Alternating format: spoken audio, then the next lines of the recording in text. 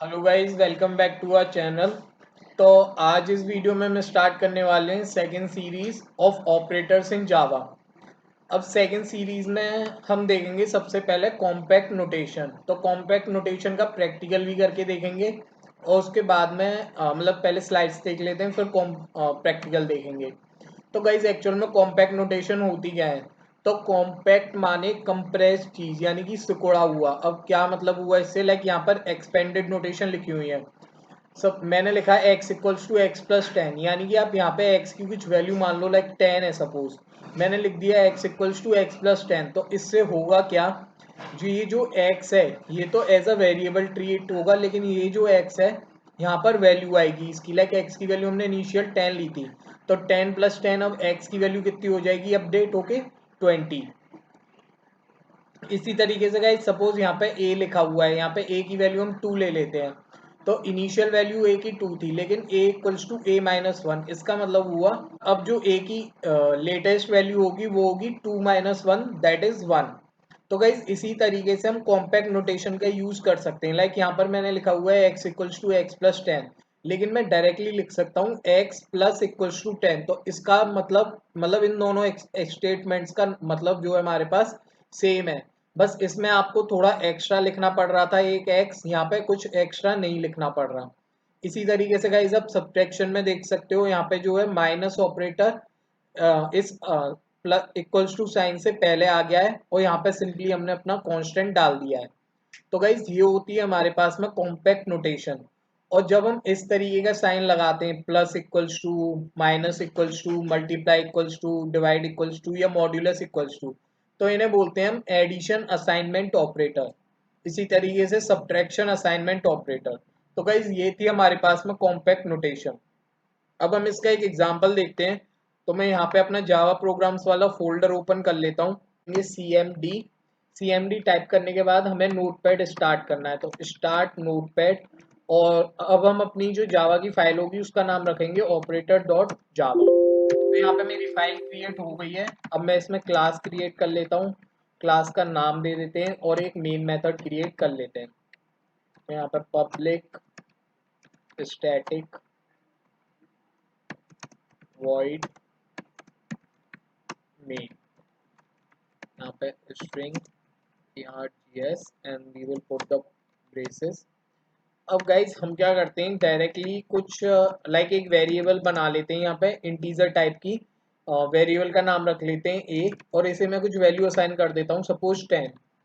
अब हम क्या करेंगे, मैं यहाँ पे एक स्टेटमेंट लिखता हूँ ए इक्वल्स टू ए प्लस 10। तो देखते हैं आउटपुट क्या आता है हमारे पास में। तो आउटपुट के लिए हमें लिखना होगा system dot out dot print L, और जो भी कुछ गाइज यहाँ पे वेरिएबल का नाम है हमें वो वेरिएबल का नाम डाल देना है। उससे क्या है, जो भी कुछ वैल्यू होगी इस वेरिएबल की वो प्रिंट हो जाएगी। तो यहाँ पे मैं इसे सेव कर लेता हूँ और एक काम और करते हैं, इसे मैं दोबारा से स्टेटमेंट को यहाँ पर लिख देता हूँ। अब यहाँ पर मैंने स्टेटमेंट दोबारा क्यों लिखा है, क्योंकि जो पहले ए की वैल्यू थी वो प्रिंट होगी, उसके बाद ए की वैल्यू अपडेट होगी, उसके बाद दोबारा से ए की वैल्यू हम प्रिंट करा के देखेंगे। तो गाइज रन कराते हैं हम अपने जावा के प्रोग्राम को। तो यहाँ पे ये एक्चुअल में मैंने प्रिंट एल एन की स्पेलिंग गलत कर दिया, यहाँ पे PRITLN कर दिया है, जबकि ये होना प्रिंट एल एन था। तो लेट मी करेक्ट दिस। तो PRINTLN, अब ये बिल्कुल करेक्ट है। अब हम मूव करते हैं, यहाँ से मैं पहले क्लियर कर देता हूँ अपनी स्क्रीन। तो गाइज यहाँ पे मेरे जावा का प्रोग्राम सक्सेसफुली कंपाइल हो चुका है। अब हम इसे रन करा के देखते हैं। तो आप यहाँ पे देख सकते हो हमारे पास दो वैल्यू आई, पहली आई 10 और दूसरी आई 20। यानी कि जो हमारे पास में इनिशियल वैल्यू थी ए की वो थी 10, उसके बाद हमने ए की वैल्यू अपडेट कर दी ए प्लस 10, यानी कि 10 प्लस 10 कितना हो गया हमारे पास में 20। अब गाइज अगर हम कॉम्पैक्ट नोटेशन का यूज करते हैं तो कॉम्पैक्ट नोटेशन के लिए हम यहाँ पे लिख देंगे ए प्लस इक्वल्स टू 10। अब आउटपुट देखते हैं क्या आता है। तो सबसे पहले दोबारा से कंपाइल कराना है प्रोग्राम और फिर रन कराते हैं। तो गाइज अभी भी हमारे पास में सेम आउटपुट आ रहा है, यानी कि कॉम्पैक्ट नोटेशन हमारी परफेक्टली वर्क कर रही है। एक इसे गाइज सब्ट्रैक्शन पर भी यूज करके देख लेते हैं। तो सबसे पहले हम सिंपल अपनी नोटेशन में लिखेंगे, that is a equals to a minus 10। Compile कराते हैं प्रोग्राम को और रन कराते हैं, तो हमारे पास आउटपुट आया 10 और 0। अब अगर हम कॉम्पैक्ट नोटेशन लिखते हैं तो हम इसे लिख देंगे minus n equals to sign and we will save the program और दोबारा से रन करा के देखते हैं आउटपुट क्या आता है। तो गाइज अभी भी सेम आउटपुट आया। तो ये था हमारे पास बेनिफिट कॉम्पैक्ट नोटेशन का। थोड़ा सा प्रोग्राम मतलब प्रोफेशनल सा लगता है, उसके अलावा आपके पास में थोड़ा लिखने का वर्क कम हो जाता है। अब गाइज हम मूव करते हैं अपनी नेक्स्ट स्लाइड की तरफ। नेक्स्ट स्लाइड आता है रिलेशनल ऑपरेटर। तो रिलेशनल ऑपरेटर आप यहाँ नाम से देख सकते हो कि कोई दो नंबर्स के बीच में या वैल्यूज के बीच में कुछ रिलेशन बता रहा है। अब कैसे, लाइक मैं आपको दो नंबर दे देता हूँ 5 और 7, तो आप दोनों के बीच में क्या रिलेशन डिड्यूस कर सकते हो कि यार 5 जो है वो 7 से छोटा है, या फिर 7 5 से ग्रेटर देन है, या फिर दोनों नंबर इक्वल नहीं है। इस तरीके से गाइज आप तीन डिडक्शन कर सकते हो। तो वो ही होते हैं हमारे पास रिलेशनल ऑपरेटर, जो किन्हीं दो नंबर्स के बीच में या वैल्यूज के बीच में हमें रिलेशन बताएं। तो सबसे पहला ऑपरेटर होता है इसमें ग्रेटर देन, जो कि हम सिंपली मैथमेटिक्स में यूज करते हैं। ऐसे ही हमारे पास गाइज नेक्स्ट ऑपरेटर आता है greater than equals to. Like मैं लिख देता हूँ 7 ग्रेटर देन इक्वल्स टू 7, तो ये ट्रू है बिकॉज यहाँ पे 7 जो है वो 7 के इक्वल है। तो यहाँ पे ये दोनों कंडीशन चेक करता है, या तो वो ग्रेटर देन होना चाहिए या फिर इक्वल्स टू होना चाहिए। तो गाइज नेक्स्ट है लेस देन, इसी तरीके से लेस देन इक्वल्स टू। और यहाँ पे गाइज आपको एक चीज ध्यान रखने वाली यार ये रहेगी, ये जो पहले हमारे पास साइन आएगा ग्रेटर देन का, उसके बाद आएगा इक्वल्स टू का। अगर आप इक्वल्स टू का साइन पहले लगा दोगे और ग्रेटर देन का बाद में लगाओगे तो एरर जनरेट कर देगा जावा का प्रोग्राम। तो इस चीज को ध्यान रखना। अब गाइज यहाँ पे हमारे पास एक साइन है इक्वल टू, तो like different from the assignment operator.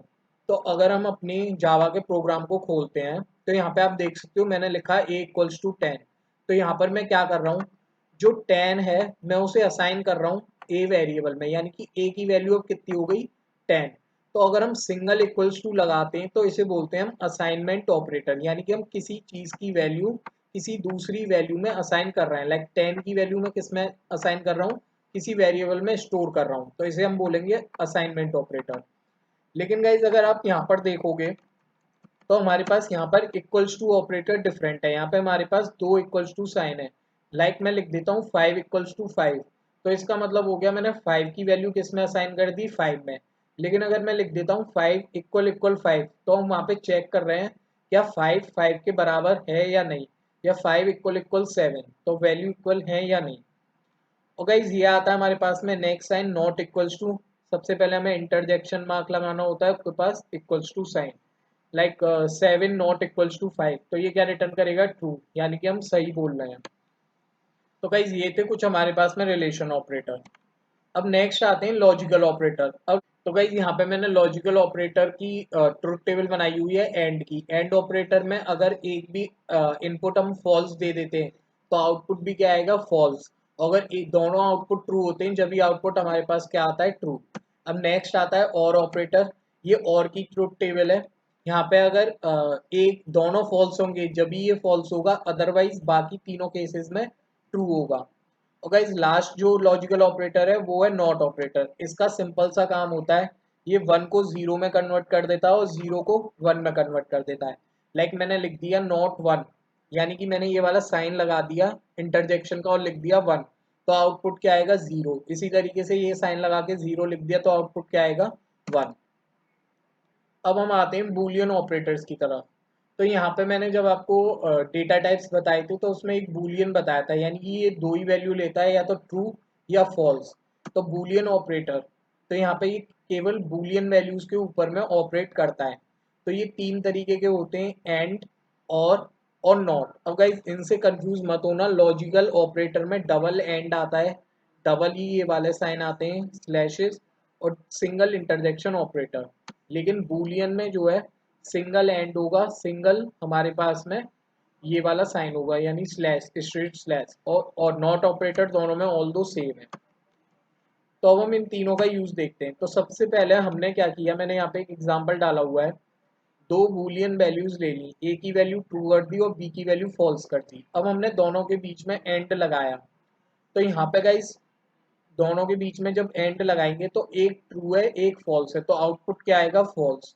तो यहाँ पे मैंने लिखा हुआ है returns true only both are true, यानी कि अगर ये दोनों ट्रू होते हैं जब ये आंसर ट्रू आएगा, अदरवाइज फॉल्स आएगा अगर हम एंड ऑपरेटर का यूज कर रहे हैं।